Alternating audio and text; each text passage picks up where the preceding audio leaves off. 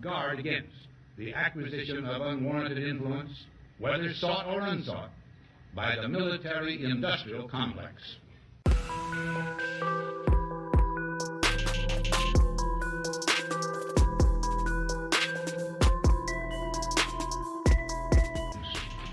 Our toil, resources, and livelihood are all involved.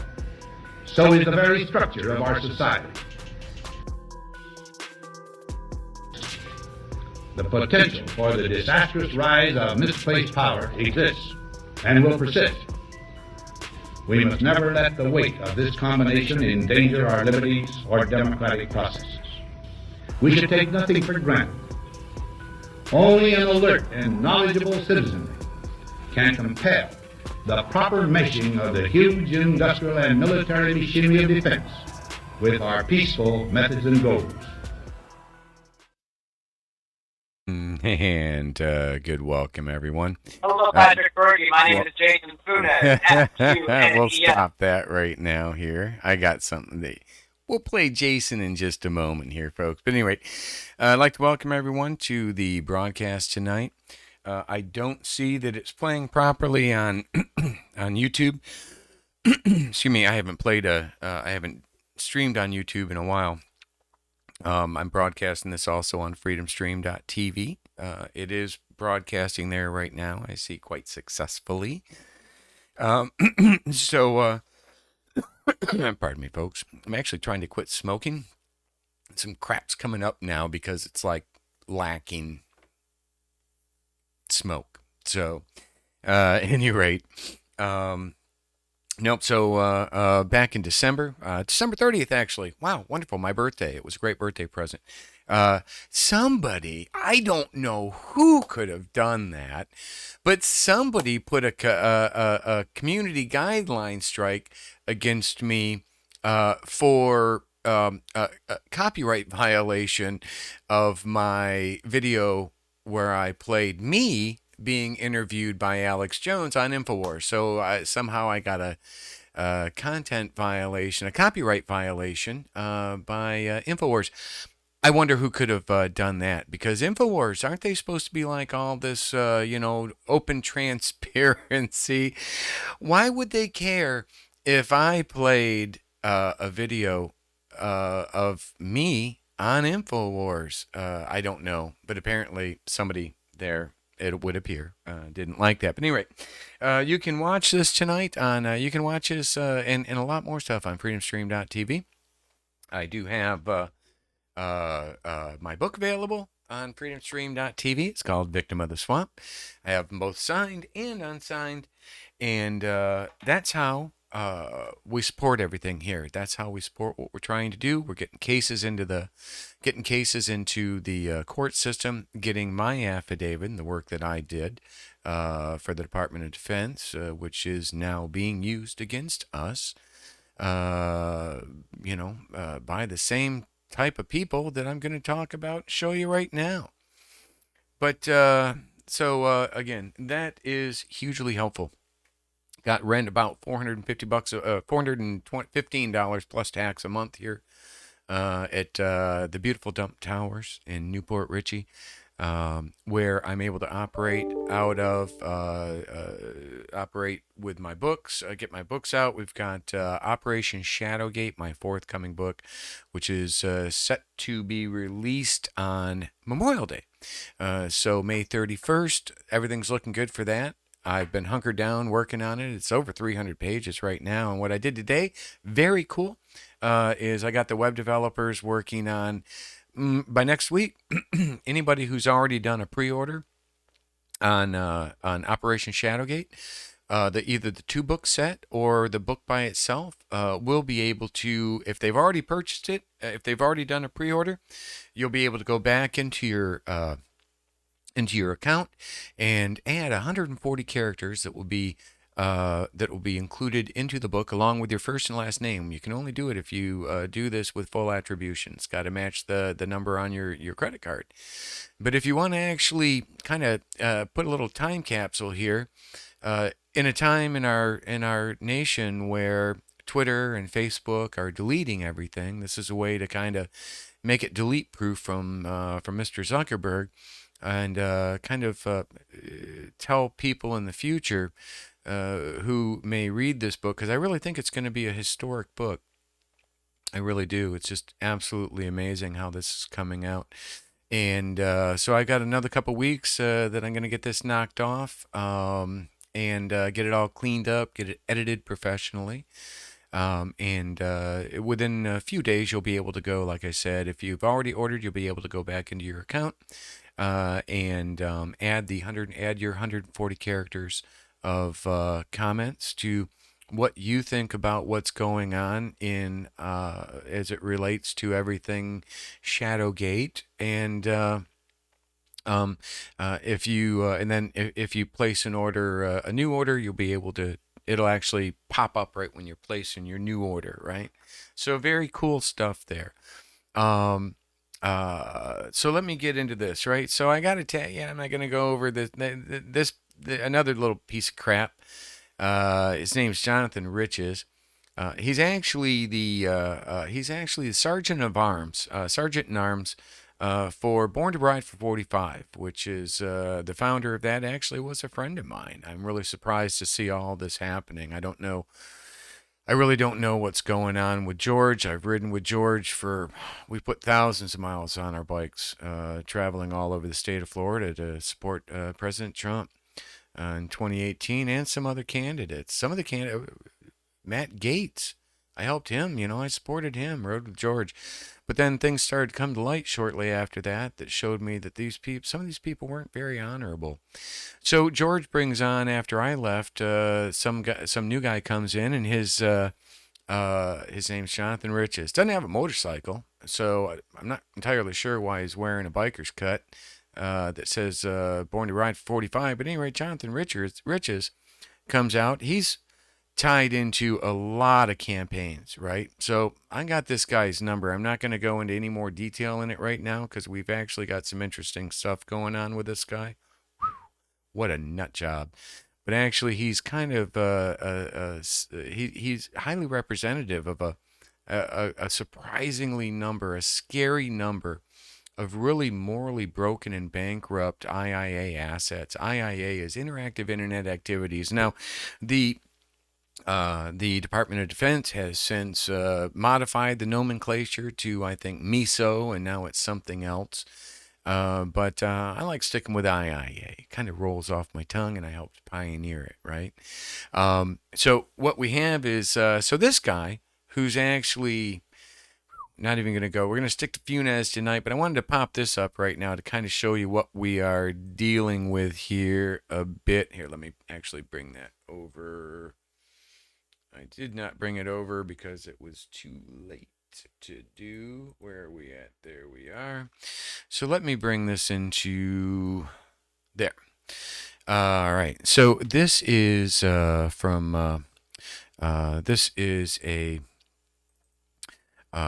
just one. This is a post that was done by Jonathan Riches, who put here. And by the way, my daughter Mia, God bless her, she just had a very serious surgery a couple days ago. She's doing fine, for everybody who was wondering. I went and saw her today. She's doing fine, right? But these people, this garbage, they don't care. They don't care anything. All they want to do is destroy.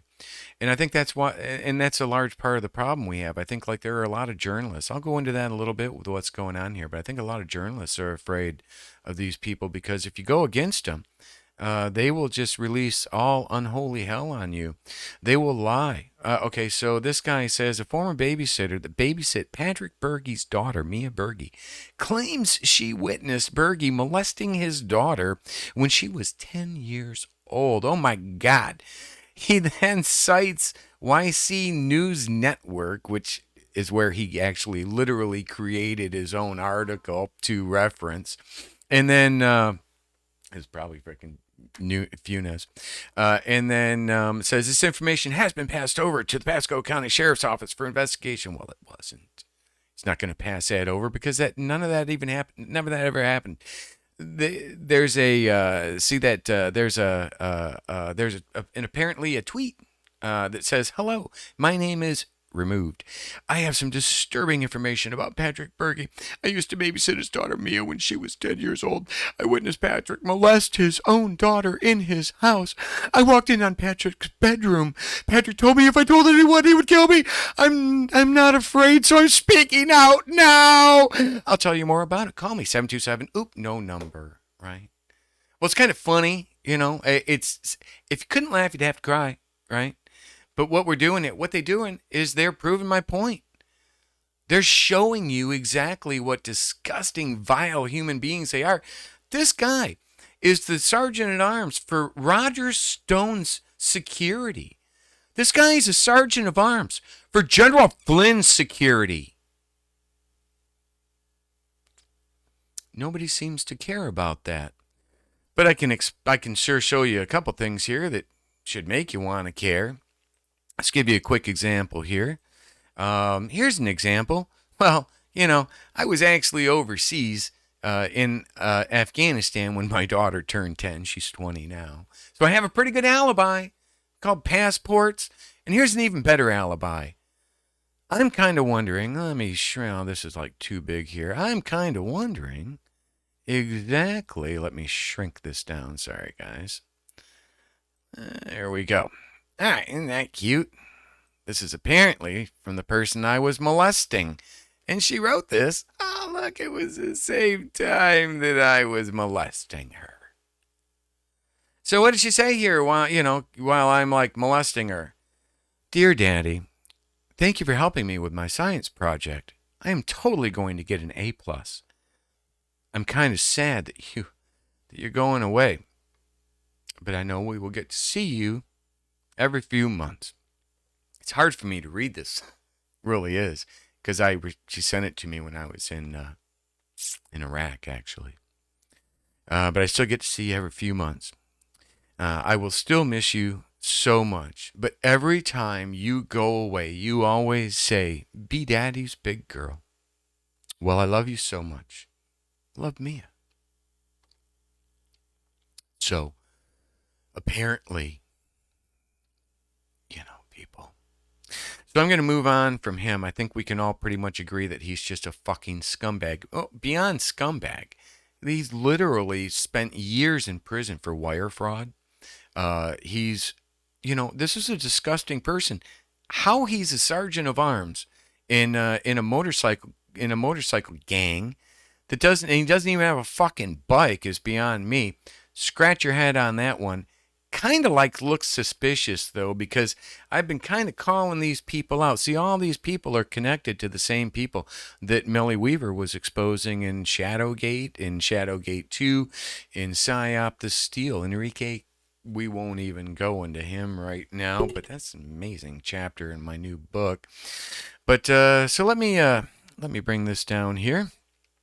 And what we're dealing with here is a problem that we need to address, my friends, because Jason Funes, he was a Trump staffer, right?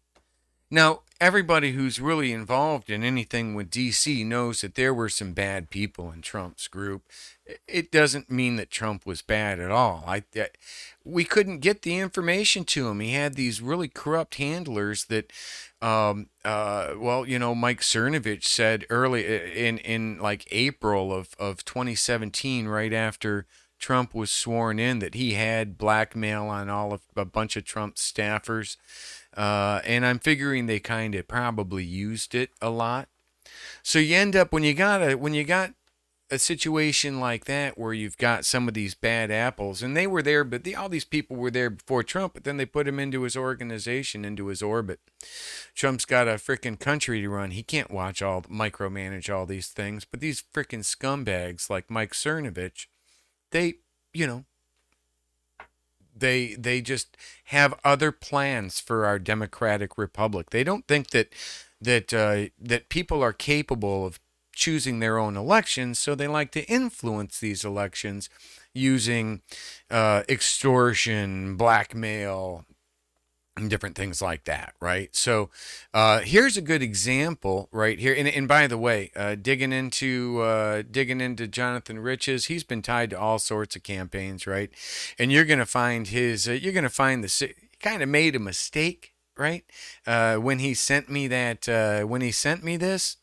he made a mistake because these things actually have not only digital signatures, but they have psychological signatures that we can actually trace these to multiple, and we have, to multiple other influence operations where they've attacked other campaigns. And what happens is instead of the cream rising to the top where you have a Democrat or a Republican primary and you vote for a Republican and somebody else votes for another Republican and the best Republican wins, that's not the case, right?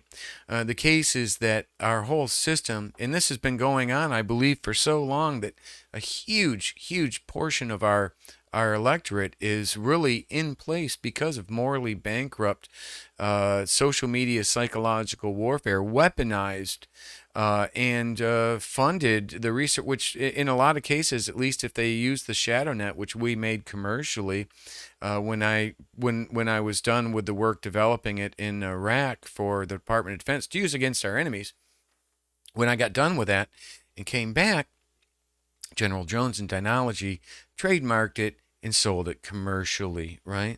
So the problem is that we have these people, and they are making it so only the garbage, the cream doesn't rise to the top. Our primaries, I'm kind of like I found a better analogy, and these primaries are kind of like, instead of the cream rising to the top, we're stepping in dog shit and trying to wipe it off our shoe. But we're not even like trying to wipe it off our shoe, because I don't know. I don't know if it's because these people intimidate other journalists, intimidate candidates, right? It's like an extortion ring. And actually what you're going to find is a lot of these people are part of like a racketeering, a RICO type situation where they're highly tactical, they're highly organized. They're getting funded by very specific sources or multiple sources that are most commonly within the military-industrial complex, right?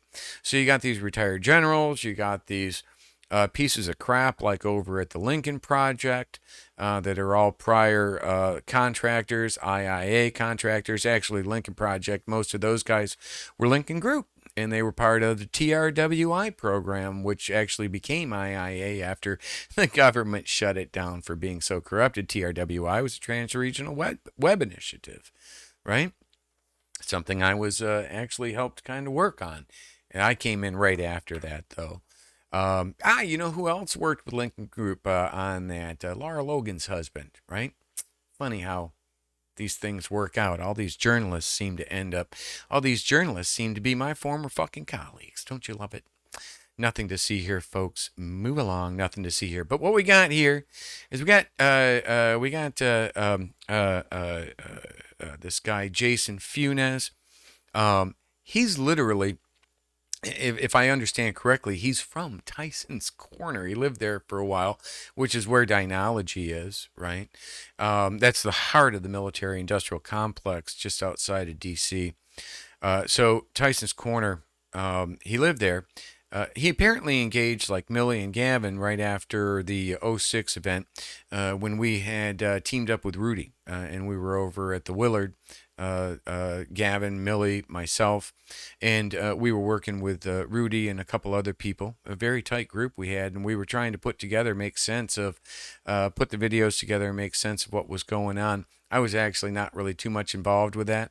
I was actually just working on my book, right? I was documenting everything and trying to understand how the different assets were playing out, how the different things were playing out. But the book's going to be really good about that part of it right there. I can tell you for sure. I get it. I'm a nobody. But for somehow or another, whether it's God or whatever, I've ended up in some amazing places. And the story I've got to tell, y'all need to listen. I'm telling you. And it's fully verifiable and fact-based. I'm not somebody who actually says, well, I worked for this or I worked for that. Like Tori, great person. She's done a lot of good. She gets a lot of people involved in such. But the problem is, the stuff she did and the stuff she worked on is really hard to verify because you couldn't verify it. You have to keep that non-attribution. You have to keep that anonymity. So it's hard for her to pull up and show I worked here then, I worked here there. Not for me. You can go to my freaking Facebook and see where I've been deployed and where I was working. Going back to 2007, you can look at my. I've provided W-2s. I've provided a signed DoD memorandum of record thanking me for the work I did on a classified IIA project, signed by the IIA chief with his email address on there. So actually, it's quite verifiable. You're not believing me does not make it less true. It makes you part of the problem, not part of the solution. You can believe me or not. I'm trying to save our damn country, though, folks. And this is getting really bad. Let me give you an example right here. So Jason Funes comes at me. He right after when we all left, when our team split up, the wall went up around DC. We were getting locked in basically to the Willard. I think it was about the 17th. Biden was sworn in on the 20th. I took off. On the night Biden's sworn in, Jason Funes shows up at my office in Tampa. He's got a bunch. He's like, "Oh my God, I gotta help. We gotta fix this." I'm like, "Dude, we're not gonna fix it." Then he calls up. Who's the gay guy that's in California that was like the ODNI? I can't think of his name. I can never think of his name. Awesome guy, right? Awesome guy. I think it's gonna be running to California. Jason calls this guy up, and he's like in bed already. He's like, and then the guy's literally calling Jason a psychopath. He's like, "You need mental help. You've got to just drop this. It's over." But and I looked at Jason after that, and I was like, "Well, that didn't go like you planned, did it? Have a good day," right? And I freaking send him on his way. He calls me back up a while back, a couple weeks later, and he's like, "Hey, there's something we got going with a lawsuit in Texas. Think you might be interested." So I went and met with the actual lawyers with the lawsuit in Texas. I wasn't really doing anything with him. Went and met with them, see how that went. Actually made some good connections there. Some interesting things are happening. But he comes back a few months later, goes to meets up with Maurice, a very nice man that I've met several times on the campaign. He's I think he's the founder of Blacks for Trump. I wouldn't call him that. He's a nice man if he's a nice man unless you become his political enemy, and then I cut your head off probably, right? So I don't want to piss Maurice off. But I do like Maurice's energy. I had a great conversation with him when I went down there and met with him. But it was at that point, Jason, he wanted to manage my campaign. Not my campaign, but my book stuff, right? I don't have a campaign. But he wanted to be my manager for like events and my book stuff. And I'm like, "Well, that's great, but you got to, put together a contract or proposal, send it to my CFO. It's kind of how things work, right? It's called a business." But apparently, he doesn't understand that. He puts it together and sends it to her like Dear Captain Crunch or some shit like that. I'm like, who the fuck? If I sent that to a goddamn general, that would, So I'm like, okay, I'm not doing business with him. He's extremely unprofessional. And he started going nuts. So apparently, if you don't want to do business with him, he will attack you and attack everybody around you with lies, just like this other piece of shit, right? Just lies. So this is what we got. So after I said no, and then after he does some other things that are really horrible, he called one of our other friends up and told him that he had been fucking my secretary because he wanted to get information out of her about me. Seriously? You freaking are a lunatic or something, right? Definitely. First of all, who says something? What kind of pig says something like that, right? This girl that was working for me, I was trying to help her out. She had been abused by that guy, Jonathan Riches. Right? And she'd been mentally broken by these people. They've just abused her. They've used her and abused her. And then later on, I find out she's pregnant with Enrique Tarrio's baby, which is kind of interesting because Jason was kind of working with Enrique Tarrio back in D.C. when they all kind of showed up here afterwards. So Tario's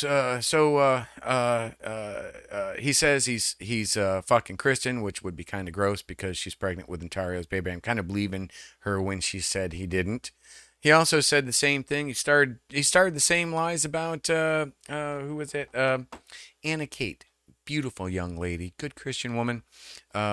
Just said horrible lies about her. Called her said that she was in child trafficking.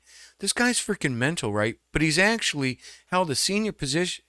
He was a staffer in Trump's administration, and he's involved right now with deeply involved in the campaigns with I know Ann Vandersteel reached out to him, or he reached out to her. She's not even hardly speaking to me anymore after he spoke to her. He's just going around. I had to let my CFO go because he drove her and threatened her so crazy she was damn crying, right? So if you don't want to do business with these people, or if they're just actually assets that were put into place back in January, and we're following up on actually trying to take you out because you are exposing the people that they're working for. I don't know what the scenario is, whether he's crazy, whether he's an IA asset. Either way, tell me if this represents Republican values.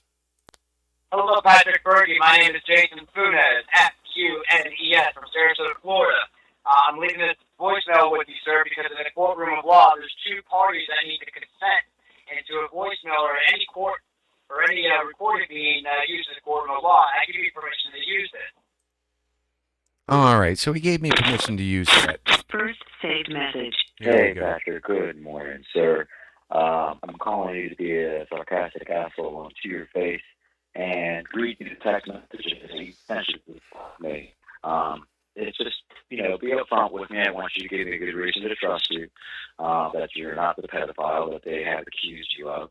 Maybe your penis doesn't work because you're a pedophile. I don't know. And if you're just here to sabotage and give us just enough information for you to curl back into your deep hole with Tori, maybe that's why she's so big. But just call me back and give me a reason I should trust you, buddy. All right? You think I'm going to call somebody back that's a piece of shit pig like that? In fact, before we move on, I'm going to read the last text I sent to him before blocking him again. To make it very clear, here we go. Where is that? There we go. Here we go. I've unblocked you. Okay. So I unblocked him today because he reached, like I said, he's just trying to destroy any relationship that I have with other people that are trying to help expose his stuff. He's an enemy of the state. He really is. I said, I've unblocked you only to tell you this. You come on my property, I'll respond to your presence as a threat and draw my weapon, call police. You engage me in public, I'll break your fucking face. You keep harassment up, my company will sue you. Keep leaving messages. I've saved them and will be playing them back live, maybe tonight. Guess we're more than maybe. On YouTube, Twitch, Facebook, and my site, and Twitter. For the world to hear and understand what a truly sick fuck you are. I hope this was able to clear up any of your mentally broken imaginations, hallucinations of me ever doing anything with a fucking pig like you. Clear? Question mark. So, just to dispel any machinations someone might have about me ever wanting to do business with this guy. No, I mean, it's ridiculous. But no. So here we go. Let's play the next one. You take care. Next message. Wants me to take care. Hey, Mr. Patrick. I'm going to use a very schizophrenic, crazy voice because that's what you guys are going to be calling. Ready? Hello, this is Patrick. Please leave your, what was the Tory saying, your code or protocol number bullshit? Okay. Listen to me and go read my text messages to you and know that I left you text messages, which gives you a choice. You're either on the side of good Just give me a choice. or you are an evil piece of shit. Just let me know which one. Oh, I take good. End of message. Seriously, who the hell is this guy? I never engaged him. I didn't invite him anywhere. Jesus. Either he's getting paid to take out people exposing people he's working for, or he's just a sick piece of shit that shouldn't be anywhere at the senior levels of these events with Flynn, or working with these other people, or working with Michael, a good, a Christian guy, right? You know, let's continue. Next message. Hey, Patrick, how you doing, buddy? Still waiting to hear from you regarding making money on your book, whether you're a good guy. I threw some fire at you today, some grenades. What did you do with it? Did you run away because you were guilty? Because you were scared? Listen. Crazy? That thing become crazy. IA operations are meant to trigger people. What do you think happened to you every time we met? IIA operations are meant to trigger people. What do you think happened to you every time we met? Was that Jason acknowledging that he was an IIA asset, intentionally engaging me to trigger me? Kind of sounded like it. Are you a good guy or a bad guy? End of message. I'm a good guy. Hello, Pat. I'm a good guy right there. I'm pretty sure Jason Funes never served in our fucking military. Don't even think he's from our fucking country. Patrick Berge, my name is Jason Funes, Funes from Sarasota, Florida. I'm leaving this voicemail with you, sir, because in a courtroom of law, there's two parties that need to consent into a voicemail or any court or any recording being used in a courtroom of law. I give you permission to use it. Sir, I think you are an enemy of the state. I think that you are a liar. And I don't mean to harass you, sir, but I want to prove in a courtroom of law that you are who you say you are. Integrity. And I'll go down there and meet you and bring Tori with you. And I would like to just meet you in person. Completely lying. And talk about your activities. Sure. We'll meet you And down. see if you're a lawful human being in person, because I'm afraid that you may no longer be that, and everything is about to disappear on you. So come in, tell He's been the White fucking with Hat, me. There ain't no Secret two. Service, and FBI, the good guys, what you've been doing. And again, it's Jason Funes at about 11:08, a minute 27 seconds into this call, and I'm leaving a voicemail for Patrick Berge to come clean. And, if there was some kind of confusion, I apologize about that, sir. And I'll raise my hand and I'll confess that I made a mistake, but I'm waiting for your response. Have a great evening. Got a long wait in hell, buddy. And here's the last. Hey, Patrick, Jason Funes here, one day after Joe Biden's silly little address and purple wearing. And, just wanted to give you a call, man. Just wanted to see if we can hash things out and go to the White Hats and the good guys. Let's get the bad guys, huh? Give me a call back when you get it. See you. So, this was the most recent one. Apparently, I'm supposed to ignore all of that other shit he's been doing. And now, he's my best friend. There's some sick fucks, man. But they're actually, like I said, we've got about, I'm guessing, and this is an educated guess as a subject matter expert in social media psychological warfare that literally helped pioneer IIA for the Department of Defense. And I'm estimating that about probably 70% of elected officials in office right now are there because of they cheated. Basically, they used morally bankrupt methods, things like fake newspaper articles, harassing other people, harassing their colleagues or other people, harassing, intimidating journalists. Right? So they get into these positions.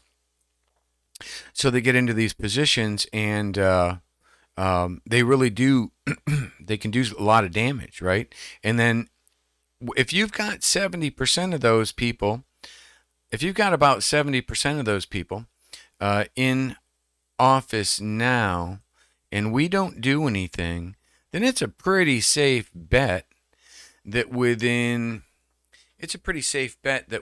a very short time, within maybe one or two election cycles, we are toast. We're not going to get our country back, folks, because one or two more election cycles and anybody good who ever wanted to run for office is never going to make it into office. We're screwed. We're going to have a government of the criminals by the criminals for the criminals. We're not going to be, the people are not going to be anywhere in there. And if you think that somehow, well, because he's helping Republicans, this is good because he's hurting Democrats, no. These people aren't helping Republicans. These people are helping maybe certain Republicans.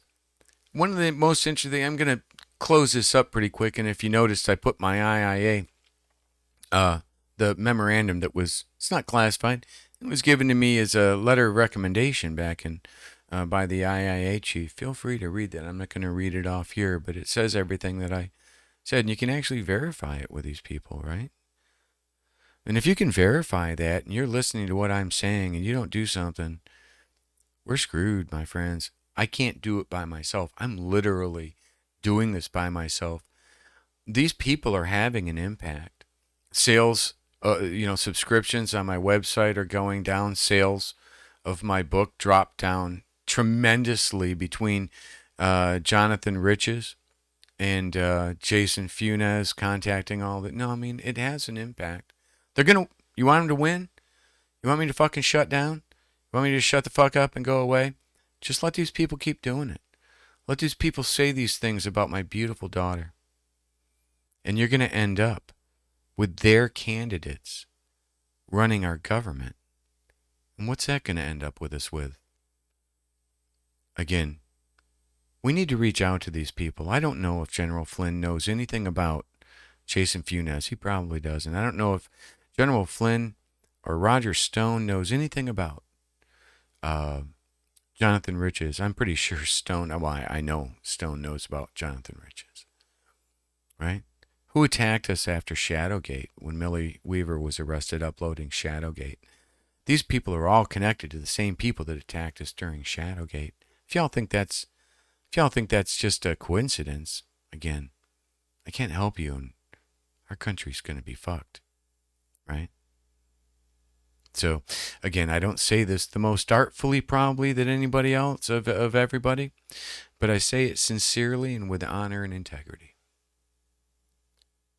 I enlisted at the age of 39, turned 40 at basic training, was one of the first, in 2005, was the first, to my knowledge, 40-year-old to complete basic training in Fort Benning's history. You can search that online, newspaper articles on that. St. Pete Times did a story on it. But if we don't do something, we're going to be screwed, my friends. And if I just keep getting attacked and nobody steps up and when I say nobody, I mean, I'm not talking about the people who help support me. I'm talking about people like Flynn or Sidney Powell who give them platforms and ignore me. Inconvenient truth, perhaps. We'll find out. I'm not giving up. I'm not going anywhere. This actually makes me, it proves what I'm saying. And it makes me even more determined now than ever. But I would like to thank everybody for tuning in tonight. Sorry this wasn't playing very properly on YouTube. I'll get this converted over and uploaded there. You can pick it up you can watch it at freedomstream.tv / The American Awakening, or just click on The American Awakening when you go to freedomstream.tv. Please, if you can help financially, I need it, right? In order to move forward on this. I can't work another job and go after these people, right? I get my VA disability, and that's it, like $1,717 a month. right? So if I'm going to be able to keep going after these, I'm going to need your help. And if these people keep this up and destroy me, I'm not going to be able to do that, right? So we can take these people out legally. We just take their voice away. We just say enough.